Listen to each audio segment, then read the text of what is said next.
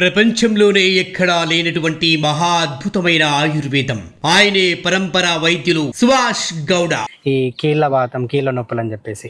So మరి దీంతో అది ఎలా మనం చెక్ పెట్టొచ్చు? ముందైతే మనకు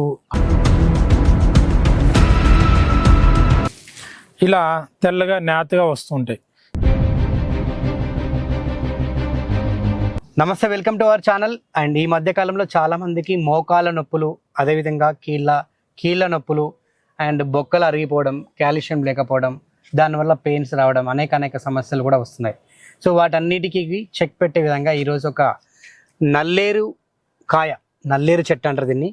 మరి దీంతో కూడా ఒక దివ్య ఔషధాన్ని మనం తయారు చేయొచ్చు, ఈ యొక్క సమస్యలన్నిటి నుంచి కూడా బయటపడవచ్చు అని చెప్పేసి సో సుభాష్ గౌడ నాటు వైద్యులు అందరికీ సుపరిచితులు. మరి ఆయన చెప్తున్నారు ఇది చాలా పెద్ద దివ్య ఔషధం అని చెప్పేసి.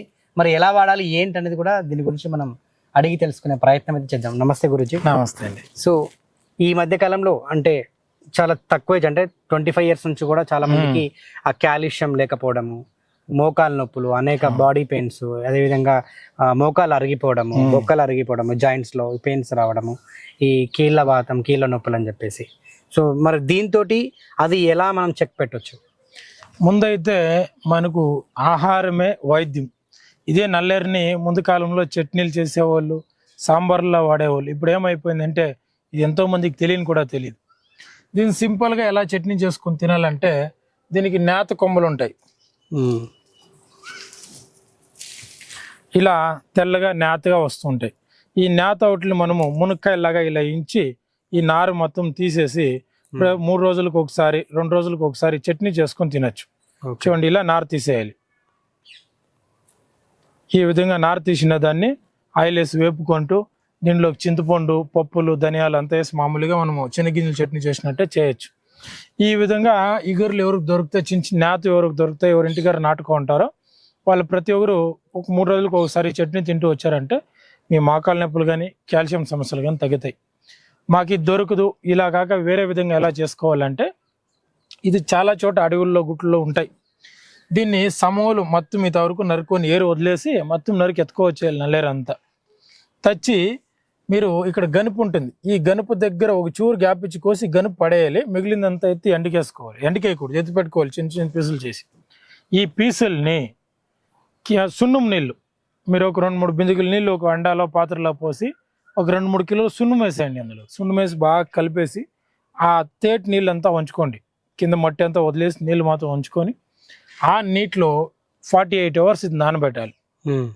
నల్లేరు నానబెట్టాలి పీసులు చేసిన దాన్ని. ఈ నల్లేరు 48 గంటలు నానిండే నల్లేరుని మళ్ళీ తీసి బాగా ఎండకేసేయండి. బండిపైన కానీ మిద్ది పైన ఎక్కడ ఎండేసుకొని దీన్ని మెత్తగా పౌడర్ కొట్టుకోవాలి. పౌడర్ కొట్టుకొని ప్రతిరోజు మీరు సాంబారు, తాలింపు, కర్రీ చేస్తూ ఉన్నప్పుడు ఈ పౌడర్ 1 స్పూన్ అందులో వేసేయాలి. ఎక్కువ చేసినప్పుడు 2 స్పూన్లు వేసేసి దాన్నే తింటూ వచ్చారంటే దాన్ని తిన్న వాళ్ళందరికీ కూడా నొప్పులు కానీ కాల్షియం ప్రాబ్లమ్స్ కానీ 100% క్లియర్ అవుతాయి. ఎందుకంటే ఇదే పౌడర్ సాంబార్లో వేసుకున్నారా కంప్లీట్గా కుటుంబ సభ్యులు అందరూ తినచ్చు. అలా కానప్పుడు ప్రతిరోజు 1.5 గ్లాస్ వాటర్ పోసి 1 స్పూన్ పౌడర్ వేసి బాగా ఒక 5 minutes మరిగించి ఆ కషాయాన్ని తాగుతూ రావచ్చు. సమస్య ఎక్కువ ఉన్న వాళ్ళు ఒకరే కూడా. ఇలా దీన్ని 2 రకాలుగాను వాడుతూ వచ్చారంటే మీ ఎముకల సమస్య, మీ కాల్షియం సమస్య ఏది ఉన్నా కూడా ఖచ్చితంగా క్లియర్ అవుతుంది. ప్రతి ఒక్కరూ దీన్ని వాడుకోవాలి, వేస్ట్ చేయకూడదు. మనకు భగవంతుడు అన్ని వైద్యాలు, అన్ని మొక్కలు, అన్ని చెట్లు ఇచ్చారు. ఉండేదాన్ని వదిలేసి మాత్రలు, మెడిసిన్స్ అని వాడి రెడీ అయిందైతే ఏమీ లేదు. దీన్ని వాడుకోండి, 100% రెడీ అవుతారు. సూపర్ అండి, మంచి పరిహారం చెప్పారు దీని గురించి. సో ఇంకెందుకు ఆలస్యం, సో మనకు అడవుల దగ్గర కూడా, విలేజెస్ దగ్గర కూడా బాగా దొరుకుతాయి. ఈ నల్లేరు చెట్టు చాలా ఉంటుంది. సో నిజంగా దీని గురించి ఇంత వాల్యుబుల్ చెట్టు అని నాకు కూడా ఇప్పుడే తెలిసింది. దీన్ని పచ్చడి చేసుకోవచ్చు, గురుగారు అన్నట్టు పౌడర్ చేసుకొని రెగ్యులర్గా తీసుకుంటే కూడా ఎముకలు దృఢంగా ఉంటాయి, గట్టి పడతాయి. అదేవిధంగా ఎటువంటి నొప్పులు రావు, కాల్షియం ప్రాబ్లం కూడా ఉండదు. సో ఆలస్యం చేయకుండా ఇది ట్రై చేయండి ఒకసారి. Thank you Guru.